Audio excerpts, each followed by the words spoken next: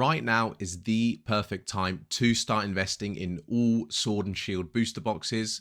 Today I'm going to go through some facts and figures and compare booster boxes from past eras in Sun and Moon, XY, and even Black and White, just to show you why I believe that right now is the perfect time to start investing in any booster box from the Sword and Shield era. Also, guys, I have made an investment away from Pokemon. I am now using a brand new camera right here and also a brand new mic right here. So please, guys, let me know what you think of both the video and the audio quality. Without any further ado, guys, let's get straight into it. Jumping straight into it, guys, we have here Crimson Invasion from the Sun and Moon era. This came out in 2017 and is often considered to be one of the worst sets of the era. Now, if we look at the price it's currently going for, it's reached 240 US dollars, guys. Almost 100 US dollars more than the MSRP. Now, if we move on to Steam Siege, again, often considered not only one of the worst sets of the X and Y era, but also one of the worst sets of all time. This came out in 2016 and has reached 400 US dollars. Moving on even further back in time to the Black and White era, we have Emerging Powers, also considered as a very poor set. This came out in 2011, guys, and I have here a booster pack, as unfortunately on TCG Player, there is no data available on booster boxes that aren't unavailable. So if we use the calculator here, we have a booster pack worth $50 currently, 50 times 36. That makes the booster box worth roughly 1,800 US dollars, guys. So jumping back to full screen mode, guys, what's the common denominator here? What pattern can we notice? As we go further back in time, the price increases, regardless of the quality of the set. As I said, Crimson Invasion coming out in 2017, cheaper than Steam Siege that came out in 2016, cheaper than Emerging Powers that come out in 2011. As time goes on, the set, regardless of its quality, increases in price. Now, guys, jumping straight into it, we have Lost Origin, considered one of the best, probably the second best set from the Sword and Shield era, currently going for 240 US dollars. Now, let's jump back to Crimson Invasion, more or less the same price. And if we compare the quality of the two sets, which is better? It's a no-brainer.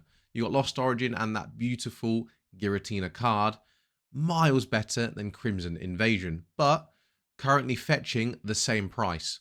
Which one are you investing in? Of course, Lost Origin. It's a much better booster box, right? It simply doesn't have time on its side. What we just spoke about, time being a key indicator as to why booster boxes rise in price.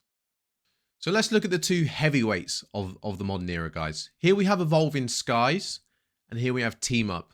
Widely considered as probably the two best sets of the modern era, okay? Why is that? Well, if you aren't aware, Team Up does contain that famous Latias and Latios GX card where they form the Love Heart, and Evolving Skies contains Umbreon VMAX. Now, guys, let's have a look at the prices. Evolving Skies currently goes for 935 US dollars per booster box on TCG Player, and Team Up currently goes for 2,500, a massive difference. So let's return to that key indicator that we spoke about before. Why? Team Up is 2 years older than Evolving Skies, despite statistically being a worse set. Slightly, I'm not saying it's a bad set, but statistically speaking, if we go on the value of the total set, Evolving Skies having a total value of £2,600. I could only find the value in pounds, guys. My apologies. And Team Up being £2,300. So in US dollars, more or less 400 to 500 US dollars difference in the total set value, right? In favor of Evolving Skies, but Evolving Skies being 2.5 times less than the price of a Team Up booster box. Again, guys, returning to that key indicator, it is time that is the key indicator. So guys, if we analyze the information we have gone through and collated together, what conclusion can we arrive to? Now, I'm going to call the two most recent eras in the TCG the active eras, okay? Now, that being Scarlet and Violet, of course, and Sword and Shield. Now, once we move past that active era and we move into the third most recent era, in this case being Sun and Moon, that's when we start to see sets more forgotten about. There's not as much noise surrounding them. And that's when prices start to move north. They're almost forgotten about. They're not so much modern era anymore, right? They are still modern, of course, but they're not considered, as I call them, active, right? Which is Scarlet and Violet and Sword and Shield. Now, the reason I'm collating this information, the reason I'm making this video is what I believe is the perfect time to invest in Sword and Shield booster boxes.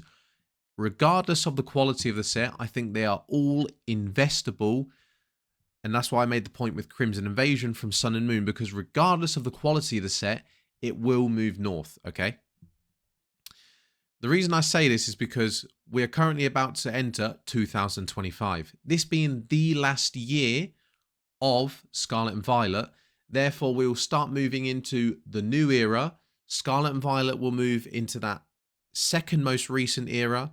There'll be a new era, and Sword and Shield will then jump into the third most recent era, also losing its place in what I dubbed as the active era, right? Okay, which means you should see prices of all booster boxes from that era start to move north, start to have movement, start to increase in price and value.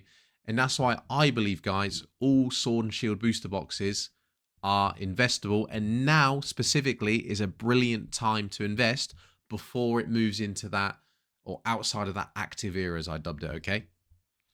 Guys, that's been all from me today. Let me know what you guys think in the comments. If you are new here, please don't hesitate to subscribe right here. And also let me know down below what you think. Leave a like on the video if you have enjoyed. I'll catch you in the next one.